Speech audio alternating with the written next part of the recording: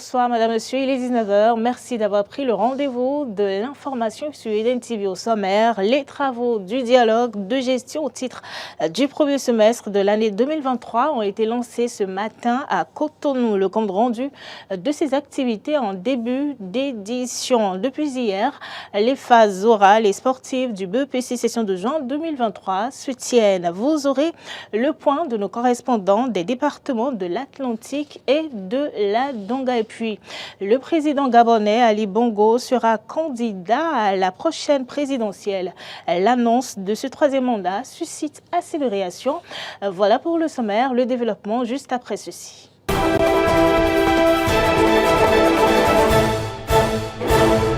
Merci Madame, Monsieur de toujours préférer Eden TV pour vous informer. Je vous l'annonçais dans les titres, le ministre de la décentralisation et de la gouvernance locale, Raphaël Cottegnon, a procédé ce matin même au lancement officiel des travaux du dialogue de gestion au titre du premier semestre de l'année 2023. Cette séance de travail qui s'est tenue dans la salle de conférence du ministère a réuni les préfets des 12 départements et les cadres du ministère. Clémence Tonoucoin pour le compte rendu. Faire le bilan à mi-parcours du plan de travail annuel PTA 2023 exécuté par les différentes structures du ministère de la décentralisation. C'est à cet exercice que se sont livrés les participants à cette session. C'est pourquoi l'autorité ministérielle est revenue sur quelques indicateurs financiers dans son allocution d'ouverture. Il ressort de ses propos que le budget du ministère est exécuté à 43,01% base engagement et 40,76% base ordonnancement pour une cible de 50% en 2 trimestres. Selon le ministre, plusieurs facteurs justifient cette progression notable. D'abord, la consolidation des ressources FADEC Investissement pour donner aux communes les moyens nécessaires à la mise en œuvre de leur PDC. Ensuite, la couverture complète des charges inférées par la réforme structurelle du secteur de la décentralisation en faisant passer le FADEC fonctionnement du simple au double. Puis, l'amélioration des crédits délégués aux préfectures avec un accroissement global de 26,62% et plus particulièrement de 62,72% pour la mise en œuvre du programme d'assistance conseil aux communes. Vient après le renforcement de la subvention de l'Association nationale des communes du Bénin, ANCB, surtout pour l'opérationnalisation du bulletin de performance communale. Enfin, le raffermissement de l'audit et de contrôle. Dans le souci d'améliorer ses performances d'ici la fin de l'année, les participants à cette session sont conviés à des tâches précises. Dans le cadre de cet atelier, il vous revient de scruter de façon minutieuse les différents points d'exécution des activités de chaque programme du ministère, de renseigner les valeurs atteintes des indicateurs de performance de chaque programme et de ressortir les éventuels écarts, d'identifier les principales contraintes, de préconiser des dispositions appropriées en vue de la réalisation de meilleures performances en fin de gestion. Raphaël Cottegnon dit espérer de cette rencontre des recommandations dont la mise en œuvre permettra d'améliorer les performances du secteur de la décentralisation et de la gouvernance locale au Bénin. L'engagement du Bénin à lutter contre les maladies tropicales a été reconnu à la 63e conférence des chefs d'État et de gouvernement de la Communauté économique des États de l'Afrique de l'Ouest, CEDEAO, qui s'est tenue en Guinée-Bissau. La dite rencontre était consacrée à l'évaluation du processus de transition au Mali, en Guinée-Conakry et au Burkina Faso à Turundo pour le commentaire. Il était question pour l'Assemblée des chefs d'État et de gouvernement d'évaluer les processus de transition au Mali, en Guinée et au Burkina Faso afin d'assurer un retour à l'ordre constitutionnel en 2024 au cours de la 63e conférence des chefs d'État et de gouvernement de la Communauté économique des États de l'Afrique de l'Ouest, CEDEAO. Une rencontre qui a consacré la distinction du Bénin pour ses efforts dans le domaine de la lutte contre les maladies tropicales. Le certificat d'élimination du trachome, maladie à l'origine de la cécité immunité chez plusieurs personnes a été obtenue le 13 juin dernier. La stratégie changement de l'environnement, antibiothérapie, nettoyage du visage, chirurgie des cas compliqués mise en place par les autorités sanitaires a conduit au recul de la maladie et son élimination en tant que problème de santé publique sur le territoire béninois. Outre le Bénin, le Ghana a été également félicité par les chefs d'État et de gouvernement de la CEDEAO pour ses efforts à lutter contre les maladies tropicales. Au terme des travaux de ces assises de Bissau, le président de la République fédérale du Nigeria, son Excellence Bola Ahmed Tinubu, a été désigné par ses pairs pour conduire l'institution sous-régionale au cours des 12 prochains mois, succédant ainsi au président sortant Umaro Sissoko Embalo de la Guinée-Bissau. Voilà un récit de Aturindo sur les images de nos confrères de RFI. Depuis hier, les candidats déclarés admissibles au brevet d'études du premier cycle BEPC session de juin 2023 planchent pour les phases orales et sportives. Dans le département de la Donga, ces admissibles sont au total 2796 et sont repartis dans 4 centres retenus à cet effet. Notre correspondant sur place, Ignace Aoubré, nous confie qu'à part l'absence de certains candidats à la première journée, tout s'est passé en sérénité. Des visages rayonnants de joie, sourient aux lèvres, les candidats fiers de leurs premiers résultats affrontent avec sérénité cette phase finale de leur examen pour l'obtention du brevet d'études du premier cycle.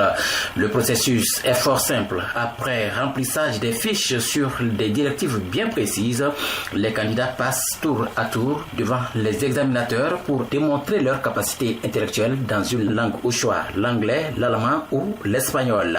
Puis, sur le terrain, ils démontrent leur capacité physique et sportive. Au terme de leur épreuve, quelques candidats nous confient. Le professeur nous a aidés à remplir les fiches et autres. Après ça, il nous a appelé de choisir les numéros de tests. J'ai lu les tests et il m'a posé quelques questions. Après, il m'a demandé où est-ce que je viens. Il m'a dit que j'ai combien de frères et après mes soeurs et autres. Ça s'est passé en anglais. Je suis très contente. C'était bien parce qu'ils n'ont pas demandé les questions si difficiles. Je me sens correctement, la joie même, parce que je sais que je dois être admis. Les épreuves se déroulent sur 2 jours. À l'appel, ce lundi matin, beaucoup de candidats sont déclarés absents. Mais le chef centre Snafiou Bello se fait rassurant. Ils seront là demain. Tout le monde sera là demain. C'est parce qu'il y a des médias qui les ont informés que ce matin, c'est MC qui passe et que c'est demain et ML, alors qu'il n'a même pas MC et ML. La première délibération des résultats faite samedi dernier affiche 1796 candidats admissibles sur 3012 inscrits dans le département de la Donga, soit un taux d'admissibilité de 60,51%. Les candidats seront définitivement fixés sur leur sort lundi prochain. À Djougou, Ignace Aoubré. Dans le département de l'Atlantique, le même constat est fait par notre correspondant Kekeli Ojo. Il était au CG1 d'Alada.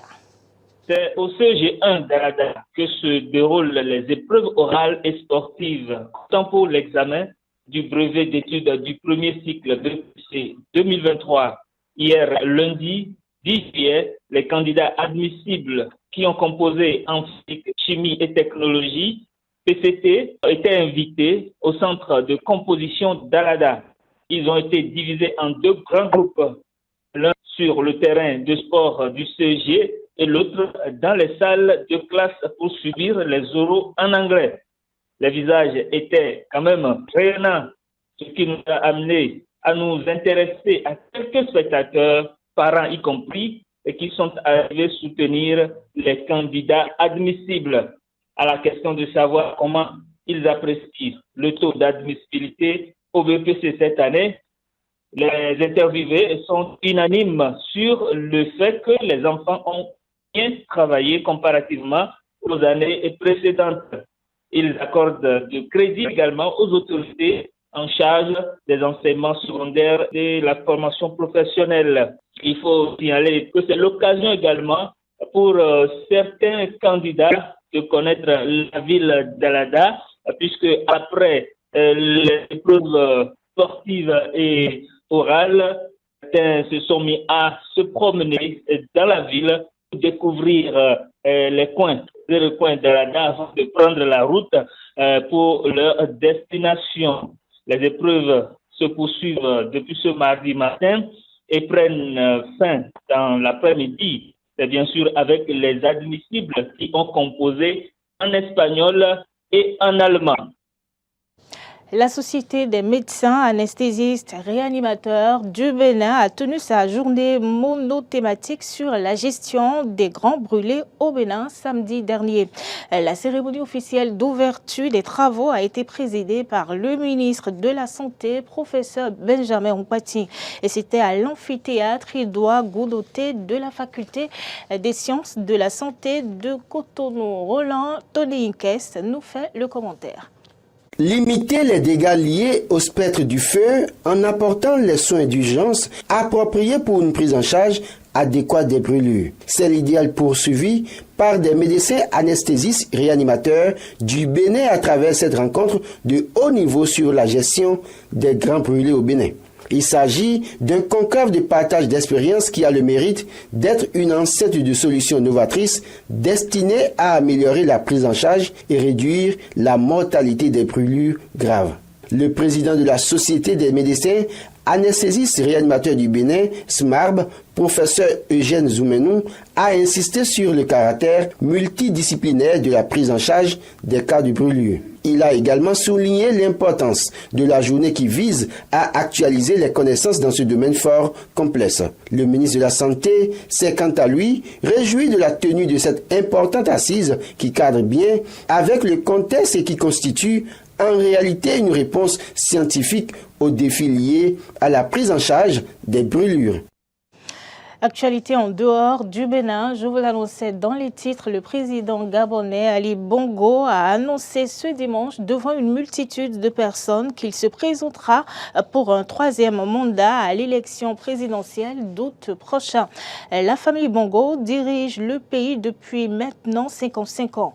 Qualifié de pouvoir diplomatique par l'opposition, quelques Gabonais se sont prononcés au micro de nos confrères de RT. Honnêtement, je ne pense pas qu'il a les chances de gagner. À moins qu'il utilise encore la force, comme en 2016, en tirant sur la population qui est censée voter ou donner le pouvoir. Si c'est dans les urnes, les Gabonais ne voteront pas pour lui. Sinon, Ali Ben va gagner. Parce qu'il a mis l'égalité de chance, il a trouvé le travail au Gabonais, il a réduit le chômage au Gabon. Je suis oui, il peut gagner. Parce qu'il fait fort pour notre pays, le Gabon, et il fait développer notre pays, le Gabon, parce que s'il n'y avait pas cette société, je ne devais pas me retrouver aujourd'hui avec cette casquette aujourd'hui. L'Ukraine a tenté de frapper le point de passage de Kert dans l'érodium de Morozovki dans la région de Rostov avec des missiles anti-aériens S-200. Le ministre russe des Affaires étrangères a réagi, suivez plus tôt. Juillet. Le régime néo-nazi de Zelensky a entrepris une nouvelle tentative de commettre une action terroriste sur le sol russe. En l'occurrence, viser le terminal de transport de Kerch et la base aérienne de Morozovsk dans la région de Rostov, avec des missiles anti-aériens S-200 reconvertis en version offensive. Cette attaque a été repoussée par la défense anti-aérienne. Les missiles ont été détruits. Certains bâtiments ont été endommagés par des éclats d'obus. De telles actions aurait été impossible sans l'assistance financière, technique et logistique de la coalition occidentale, avec les États-Unis à sa tête, qui est en fait le sponsor de l'activité criminelle du régime de Zelensky. Et c'est la fin de cette édition du journal. Merci, madame, monsieur, d'avoir pris du plaisir à nous suivre. Restez fidèles au programme de votre chaîne de télévision EDN TV. D'ici là, portez-vous bien et à demain.